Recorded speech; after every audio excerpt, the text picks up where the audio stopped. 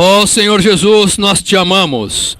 Ó Senhor Jesus, nós te amamos de fato.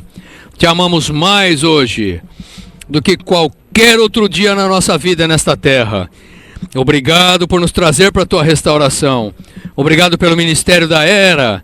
Obrigado por abrir nossos olhos para a unidade todo inclusiva. Obrigado por tua ajuda para cuidarmos do teu testemunho. Senhor, não estamos aqui por nós mesmos, para nós mesmos. Estamos aqui para a tua expressão substancial, pelo teu testemunho. Obrigado pela tua restauração da unidade todo inclusiva. Ó Senhor, agora guia-nos ao desfrute de ti mesmo, diariamente, a cada momento. Não apenas o teu desfrute, mas contigo. Desfrutar do Senhor e contigo mesmo. Nesta base maravilhosa da unidade. Senhor, novamente estamos aqui para o teu testemunho. Tem misericórdia de nós. Queremos todos ter um espírito que aprende nesta reunião. Nos abrimos para ser treinados e aprender a confiar em ti. Oh, amado, nós nos encostamos em ti, nós precisamos de ti. Vem e fala essa verdade, por amor a nós prosseguirmos e cooperarmos contigo. Amém. Louvado seja o Senhor pela restauração do Senhor, da unidade toda inclusiva. E é sobre essa base da unidade que chegamos à mensagem 2, desfrutar Cristo. Desfrutar Cristo. Espero que durante o intervalo de vocês estivessem desfrutando Cristo. Não apenas desfrutando Cristo, mas desfrutar Cristo ao ponto de ser com Deus. E ao ponto de Deus ser alimentado e satisfeito. Esse desfrute de Cristo é sobre a base da unidade, para o testemunho do Senhor. Louvado seja o Senhor. Não é à toa que o encargo mais profundo no coração do Senhor é seu testemunho.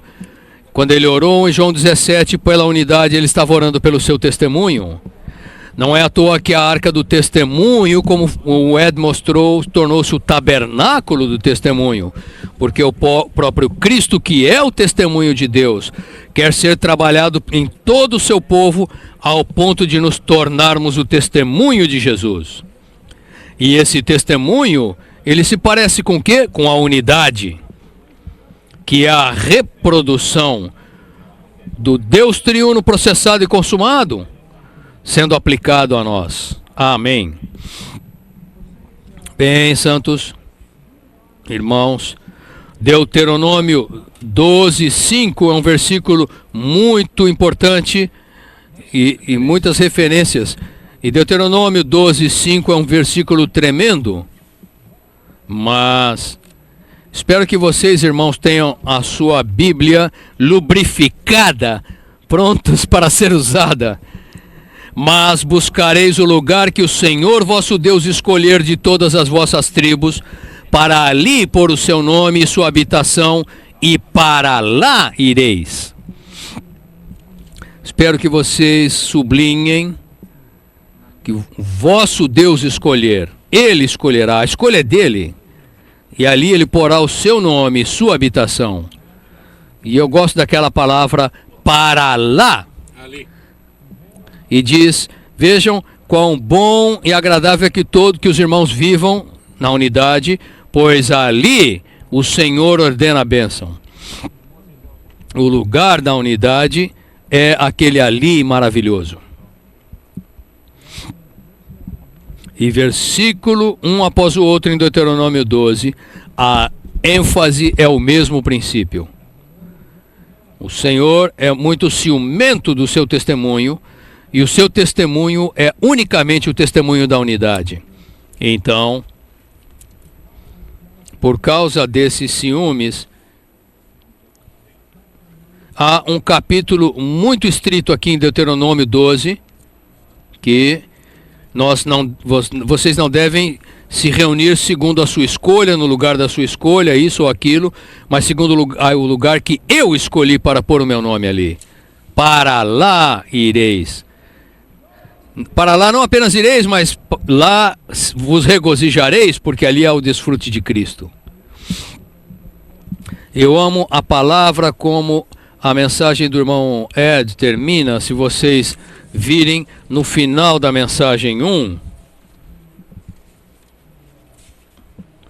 a realidade do lugar, Jerusalém, é estar em o nome do Senhor, estar no nosso espírito mesclado e estar com a cruz.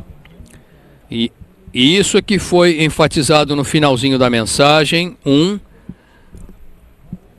Mas na nota de rodapé no capítulo 12, versículo 5 de Deuteronômio, há uma frase que continua dizendo: não apenas o lugar é em o nome do Senhor e no espírito mesclado com a cruz, onde ninguém é exaltado senão Cristo, mas também com o desfrute de Cristo, como a realidade das ofertas, sacrifícios e tipos. Então, isso nos introduz na mensagem 2, nós nos reunimos não apenas em o nome, com o Espírito e com a cruz, mas nossas mãos estão cheias de Cristo. Queremos nos reunir com o desfrute de Cristo, que é a realidade de todas as ofertas do Antigo Testamento, todos os tipos e todos os sacrifícios.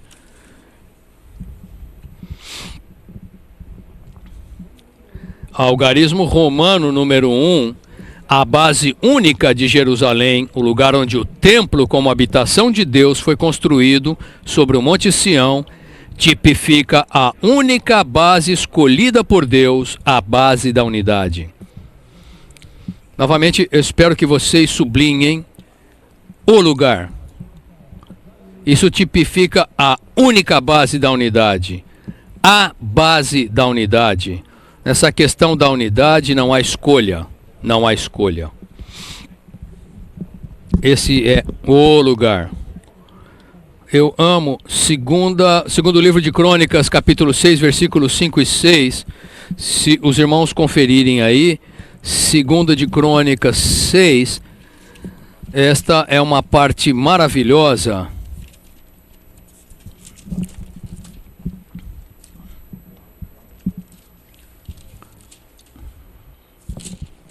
Segundo o livro das Crônicas, capítulo 6, versículos 5 e 6.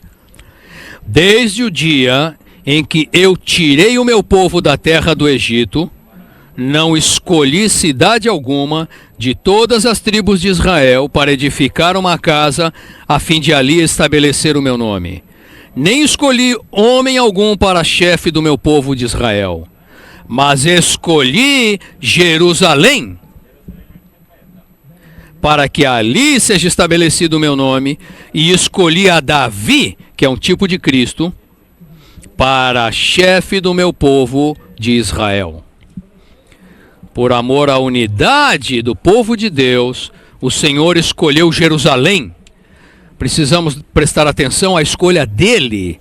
Ele tem Jerusalém como uma cidade exterior, física, mas sabemos agora que em realidade esse lugar é em o nome do nosso maravilhoso Senhor Jesus Cristo, no Espírito mesclado com a cruz. E nesse lugar temos muito desfrute de Cristo como a realidade de todas as ofertas, sacrifícios e tempos. Mas vocês não gostam desses versículos em Crônicas? Precisamos dar atenção à escolha de Deus. Precisamos tocar a questão dessa unidade toda inclusiva. Estamos focados na expressão do testemunho do Senhor. Precisamos ser ciumentos como Ele é. E precisamos temer essa questão de maneira adequada. Não faça confusão com a unidade. Não faça confusão com Jerusalém.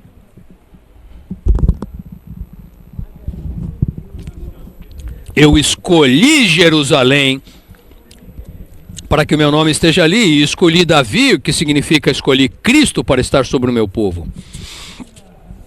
Então, espero que vocês vejam também no livro de Esdras, capítulo 1, versículos 2 e 3, Eu sempre amo esse Deus que se oculta, que se esconde operando secretamente.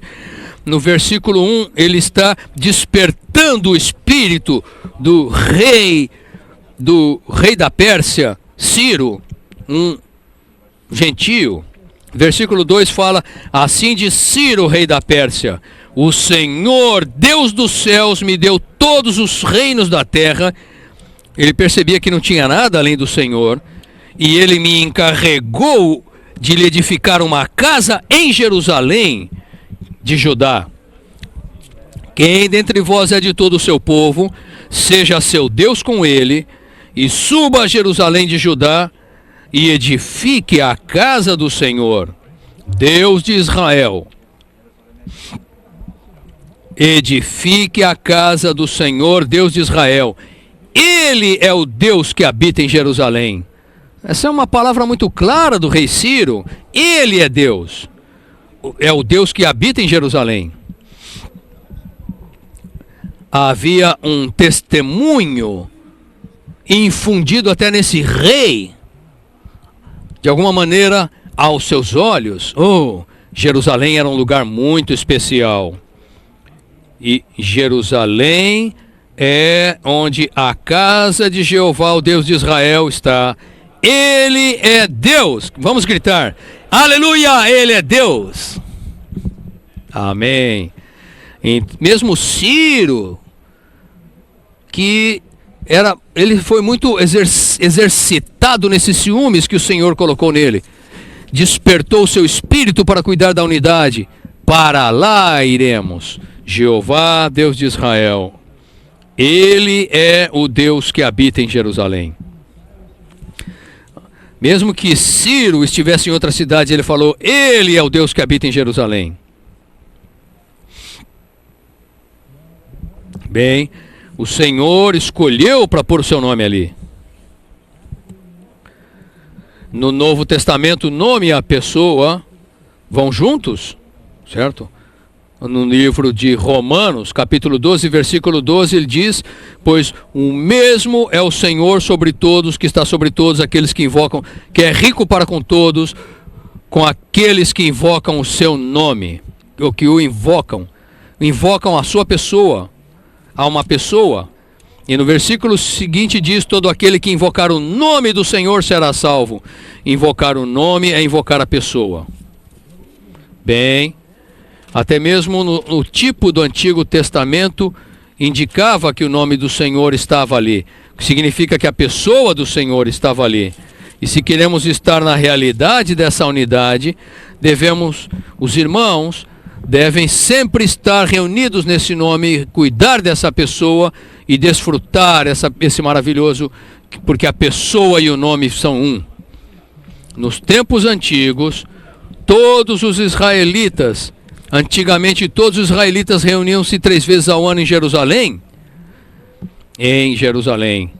Era por meio desse único lugar de adoração a Deus, Jerusalém, que a unidade do seu povo foi guardada durante gerações. Então precisamos ver a semente desse único lugar. Precisamos ter a visão dessa unidade toda inclusiva, uma visão tipificada no Antigo Testamento por Jerusalém. Que tal vermos Deuteronômio 16:16 rapidamente? Deuteronômio 16:16, um versículo maravilhoso. 3 vezes no ano, todo varão entre ti aparecerá perante o Senhor teu Deus, no lugar que escolher, na festa dos pães asmos e na festa das semanas e na festa dos tabernáculos, porém não aparecerá de mãos vazias perante o Senhor. Então nós não apenas queremos estar no nome, queremos estar exercitados no nosso espírito mesclado e pela cruz, mas não queremos estar de mãos vazias.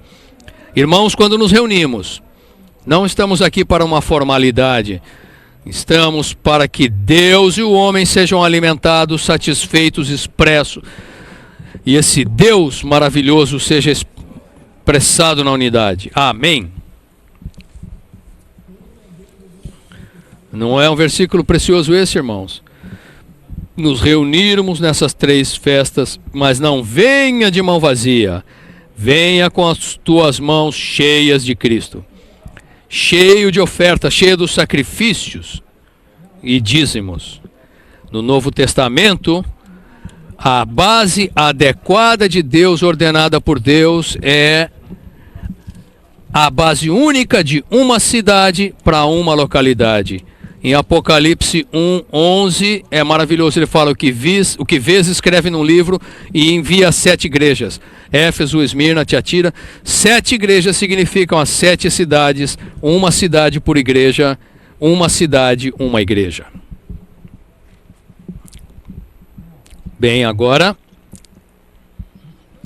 a igreja é constituída pelo Deus universal, mas ela existe na terra em muitas localidades. Em natureza, a igreja é universal em Deus, mas na prática, a igreja é local em um lugar definido. Tal como, e esta é uma frase tremenda, a igreja de Deus que está em Corinto, em Moscou. Amém. A igreja de Deus que está em Corinto. Então, Deus universal é o conteúdo, o centro, a essência, mas a expressão é muito prática numa localidade.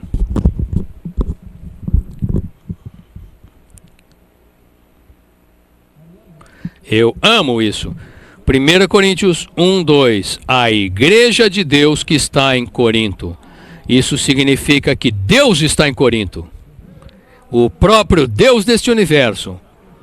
Como Ciro disse, Ele é Deus, aquele que habita em Jerusalém. O Deus que habita em Jerusalém. Sim, aparentemente, Corinto tinha muitos problemas, mas Paulo viu a realidade. Universalmente, Deus era o conteúdo de Corinto. Então, a igreja é constituída. Queremos ser aqueles que são constituídos com o Senhor, desfrutando o Senhor o tempo todo, Deus universal. Mas em natureza, a igreja é universal, mas na prática, a igreja é local em um lugar definido como a igreja de Deus que está em Corinto. Então nós somos constituídos com Deus, a igreja é constituída com Deus, mas existe na terra em muitas localidades. Você tem a natureza, mas também tem a prática, que é um lugar definido, assim como a igreja de Deus que está em Corinto. Louvado seja o Senhor! Irmãos, é assim que a vida da igreja começou no Novo Testamento. No Novo Testamento, eles começaram como a igreja de Deus em Jerusalém. E porque cuidavam desse lugar, se importavam, eles cuidavam da realidade, do conteúdo e da prática da unidade ali, do Deus triuno maravilhoso sendo expresso naquela única cidade de Jerusalém. Uau! Que dizer, eles estavam desfrutando a unidade. Em Atos 2:42, que diz aí?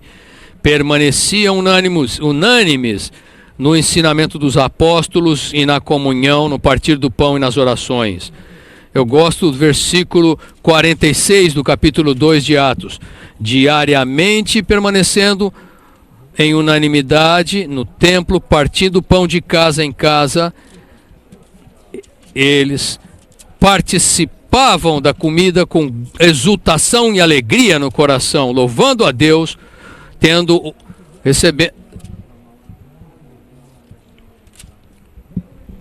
eles tomavam suas refeições com alegria e singeleza de coração e estavam expressando praticamente na localidade a unidade na localidade. Sim, a base da unidade é estar na base da unidade, é estar na realidade de Jerusalém, estar no nome do Senhor.